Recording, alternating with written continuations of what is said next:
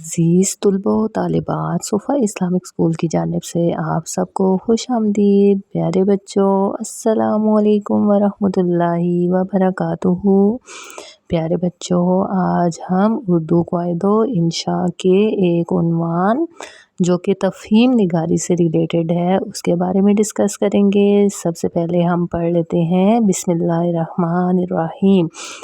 پیارے بچوں، جیسا کہ ہم نے پچھلے لیکچر میں پڑھا کہ تفہیم نگاری کسے کہتے ہیں۔ پیارے بچوں، آپ نے جانا کہ عبارت کو اچھی طرح سے پڑھنا، اچھی باتوں کو سمجھنا، اہم باتوں کو اور سوالات کو غور سے پڑھنا، جوابات کو اپنے الفاظ میں لکھنا اور صاف اور درست انداز میں لکھنا تفہیم نگاری کہلاتا ہے۔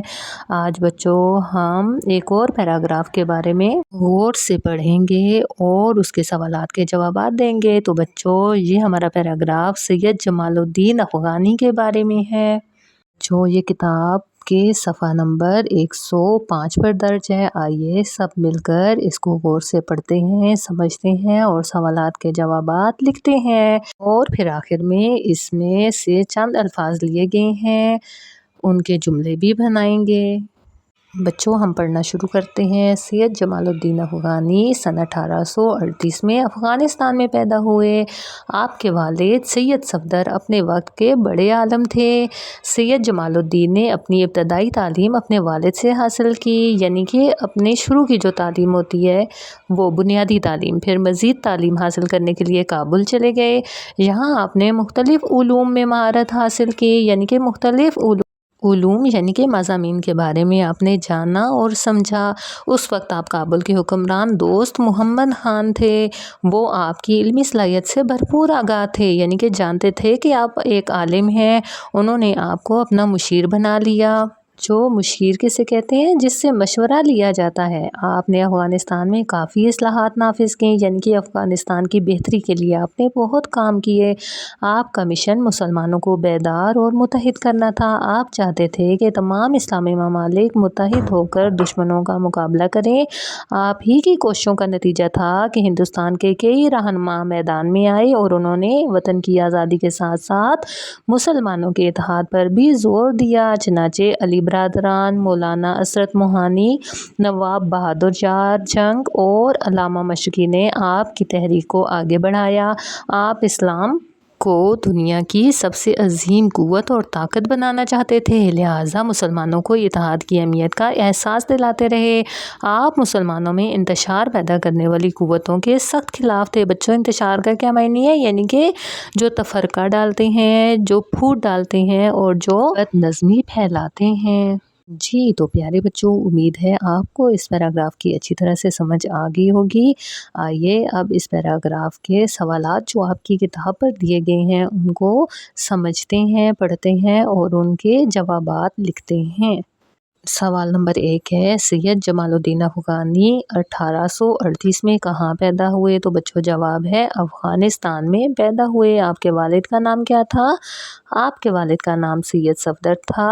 کابل کے حکمران نے آپ کو کیا بنایا؟ کابل کے حکمران دوست محمد خان نے آپ کو اپنا مشیر بنا لیا۔ آپ نے افغانستان میں کیا نافذ کی؟ آپ نے افغانستان میں کئی اصلاحات نافذ کی، یعنی کہ افغانستان کی بہتری کے لیے کام کیا۔ آپ کا مشن کیا تھا؟ آپ کا مشن مسلمانوں کو بیدار اور متحد کرنا تھا۔ آخری سوال ہے، کس تحریک کو آگے بڑھانے کا ذکر کیا گیا اس پیراگراف میں؟ بچوں تو پیراگراف میں سید جمال الدین افغانی کی تحریک کا ذکر کیا گیا ہے جسے ہندوستان کے کئی رہنماؤں نے آگے بڑھایا۔ پیارے بچوں، آپ نے ان سوالات کے جوابات خوش خط لکھنے ہیں اپنی کتاب کے اوپر۔ اب آپ دیکھ سکتے ہیں اسکرین پر بھی اور اپنی بک پر بھی آپ کو کچھ الفاظ دیے گئے ہیں، ان کے آپ نے جملے بنانے ہیں۔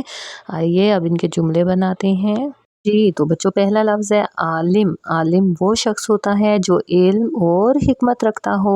مشیر، ہمارے استاد ہماری زندگی کے ہر قدم پر مشیر ہوتے ہیں، یعنی کہ اچھا مشورہ دینے والے ہوتے ہیں۔ نیکسٹ ہے اتحاد۔ اتحاد میں بڑی طاقت ہوتی ہے، اس سے کامیابی ملتی ہے۔ انتشار، انتشار کی وجہ سے کسی بھی کام میں کامیابی حاصل نہیں ہوتی۔ پیارے بچوں، آپ کو اسکرین پر ایک اور طرح کے بھی جملے دکھائی دے رہے ہیں جو کہ انہی الفاظ سے ریلیٹڈ ہیں۔ پیارے بچوں، آپ نے انہی الفاظ کو اپنے جملوں میں بنانا ہے۔ خود سوچ کر ان الفاظ کے جملے بنائیں۔ بچوں آپ نے یہ تمام کام خوش خط اپنی اردو قواعد و انشاء کی کتاب پر لکھنا ہے اور پریکٹس کرنی ہے۔ یہ تمام کام آپ کی پہلی سہ-ماہی کے امتحانات میں شامل ہوگا، اور آپ کو پتہ ہے پہلی سہ-ماہی کے امتحانات میں آپ کے سمر ٹاسک کے نمبر شامل کیے جائیں گے۔ تو جن بچوں کا کام مکمل نہیں ہوگا یا جنہوں نے کام نہیں کیا ہوگا ان کے نمبر نہیں لگیں گے۔ تو پیارے بچوں، اپنی اچھی پرسنٹیج کے لیے اور اچھی مارکنگ کے لیے آپ نے سمر ٹاسک کو توجہ کے ساتھ کرنا ہے۔ اس کے ساتھ ہی اب میں آپ سے اجازت چاہوں گی۔ اپنا بہت سارا خیال رکھیے گا۔ فی امان اللہ۔